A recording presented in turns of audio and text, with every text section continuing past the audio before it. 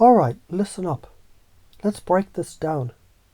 You're going to hear things that might sound simple, but if you really let them sink in, you're going to start seeing the world differently in the best possible way. Criticism and confusion, they're a gift in disguise. You've probably experienced this a lot, right? Someone throws a bit of criticism your way, and bam, you feel it, don't you? That knot in your stomach. That instant defense mechanism firing up. It's like someone just shook your self-concept, your identity. And now you've got to scramble to make sense of the mess they've made. But here's the deal. That confusion is where the magic happens. Your brain, when confused, is open. It's like the floodgates open to new ideas, new ways of thinking. Think of it like a puzzle.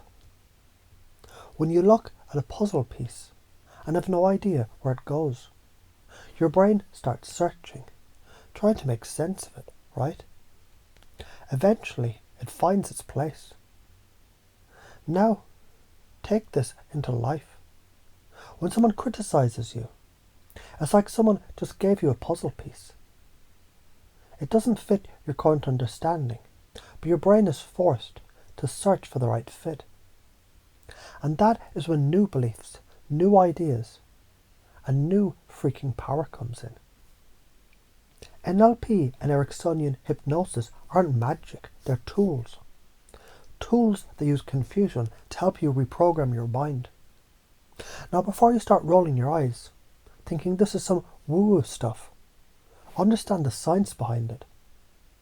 When your mind is in a state of confusion, it's like you just took the floor out from under you.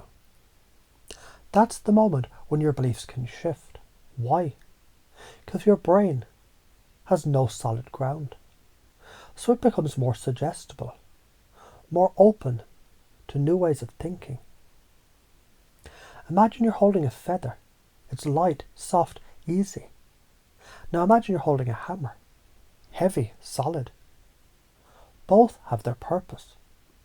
But the feather's lightness gives you space to learn, adapt and change. Confusion is like that feather. It gives you space to shift without the weight of your old beliefs crushing you. You need both. The feather for softening up, the hammer for the solid new belief that locks into place. Let's talk about how you can take charge of confusion.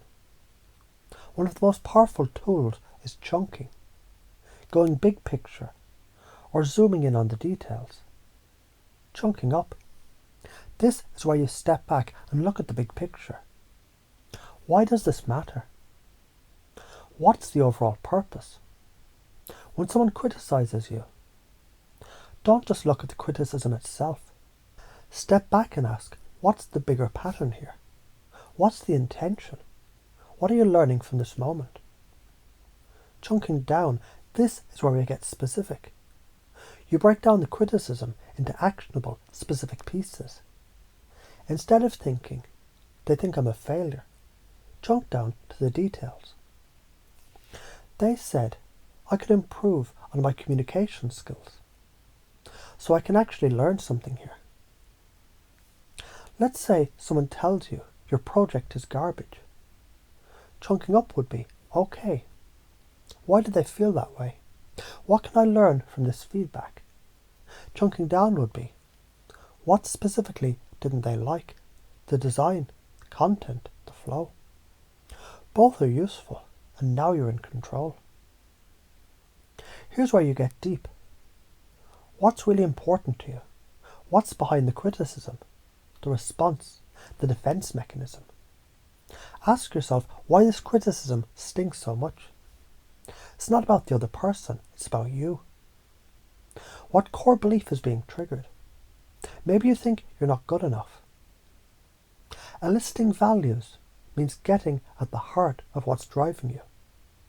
Once you know what really matters, you can use that emotional fuel to shift your beliefs. Let's say someone criticizes your work and it stings. Why? Because you care about being respected. So you use that respect value and you turn it into a driving force for improvement. The next time criticism hits, you use that sting as fuel to show up even better. Now that you're clear about what drives you, it's time to lead others and yourself into change. Pacing and leading is how you can create powerful, lasting transformations. Pace. You first meet someone where they're at. If they're feeling defensive, confused, or angry, you acknowledge it. Yeah, I get it. That's rough. I hear you. Lead. Once you've connected, you gently start shifting their perspective. But here's the thing. You can learn from this. We can change from this. When your mind is spiraling after criticism, pace yourself. Acknowledge the confusion, then lead yourself out of it. Yes, this feels bad, but I know I'm in the process of becoming better. This is just a step in the process. The science, why this works. You've got your tools, but why does this work on a neurological level? Here's the science, neuroplasticity. Your brain is constantly rewiring itself based on experiences. Every time you face something uncomfortable and don't run from it, your brain builds new pathways. Criticism, when processed properly, makes your brain form new connections. It literally rewires you. It strengthens your ability to adapt, become more flexible and resilient. Neuroplasticity is the brain's ability to change itself. And guess what? The more you deal with discomfort consciously, the stronger your ability to change becomes. So why are you afraid? Let's hit the part you've been dodging. Why are you afraid? Why do you shrink back when someone criticizes you? Because you've been conditioned to protect your self-concept, your self-identity. Criticism shakes that ego, that identity, and makes you feel exposed.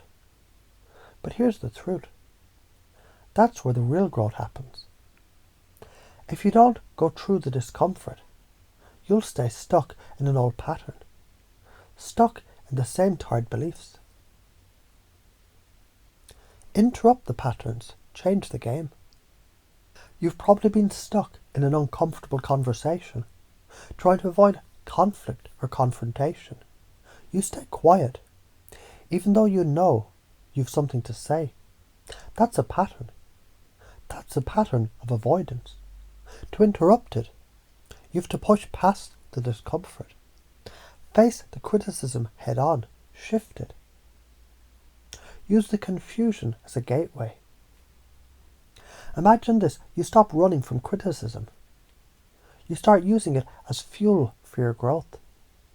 You start chunking up and down, enlisting values and leading yourself out of old beliefs. The result? You start seeing yourself not as a fragile ego that gets crushed by feedback, but as a powerful, adaptable being who grows from every challenge. This is how you change your life. This is how you become unstoppable. But if you keep shrinking back from criticism, thinking it means something bad about you, that's your trap. That's the karma of not doing it. You stay stuck, you stay small, and you never reach your full potential. Now stop telling yourself you can't. Stop telling yourself it's too hard or too scary. The only thing that's stopping you is your fear of the unknown. And that fear, that is your signal to go right through it. Criticism is just your brain getting ready to level up.